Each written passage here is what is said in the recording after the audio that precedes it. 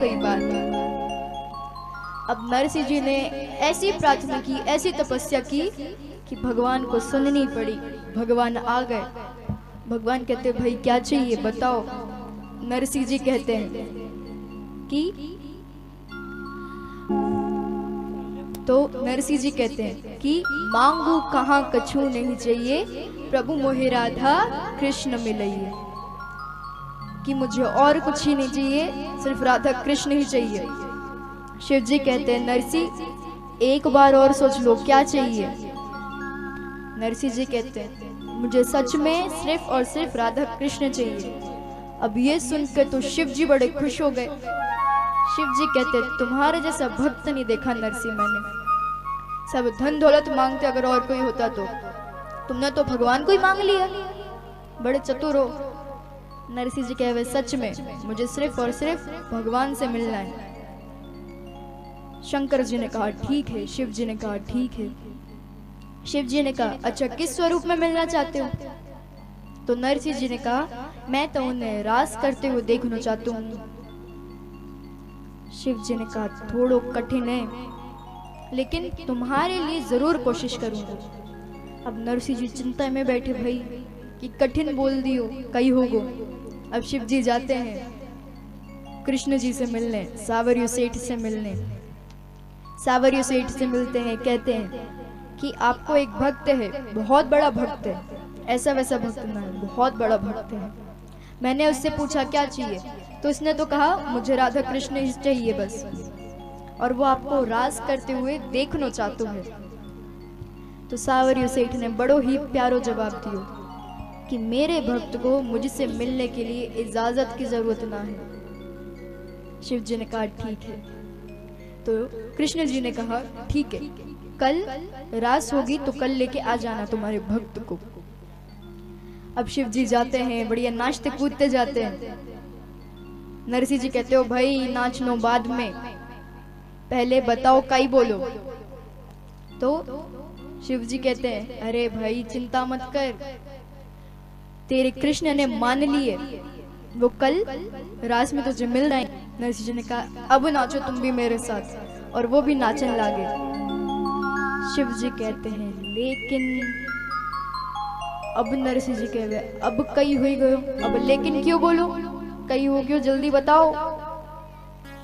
शिव जी कहते हैं थोड़ी सी प्रॉब्लम है कि हम उन्हें इस स्वरूप में नहीं मिल सकते। नरसिंह जी ने कहा रे तुम जो स्वरूप में लेके जाना चाहो ले जाओ, मुझे तो बस मेरे कृष्ण से मिलना है।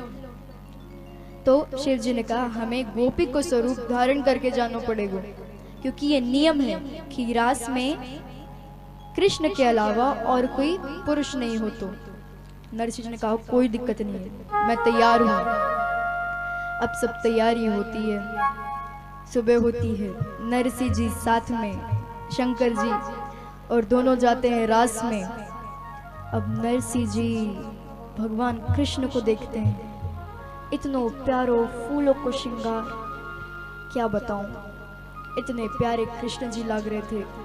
नरसिंह जी देखते ही रह गए, सब भूल गए कई चल रही हो, सिर्फ और सिर्फ कृष्ण दिखाई दे रही हो और कुछ ना पतो।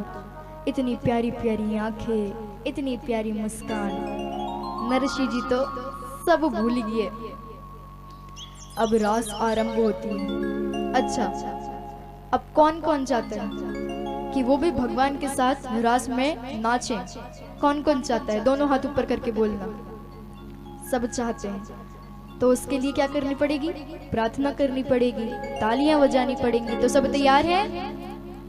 तैयार हैं, तो चलिए शुरू करते हैं।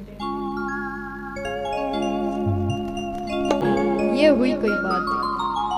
अब रास का समापन हुआ, रास खत्म हुई। नरसिंह जी और शिव जी सावरियो सेठ के पास गए, प्रणाम किया, आशीर्वाद लिया।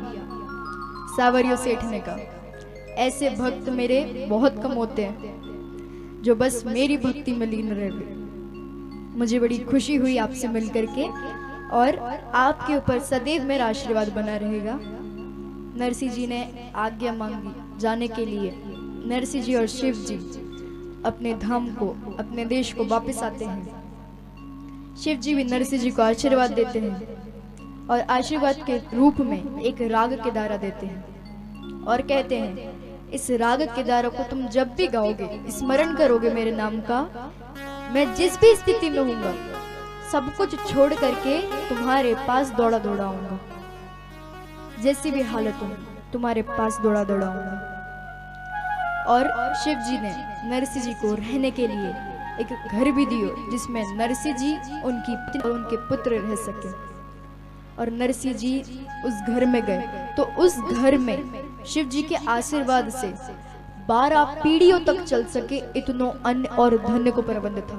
12 पीढ़ी शिव जी का बहुत आशीर्वाद था। शिव जी आशीर्वाद देकर के चले जाते हैं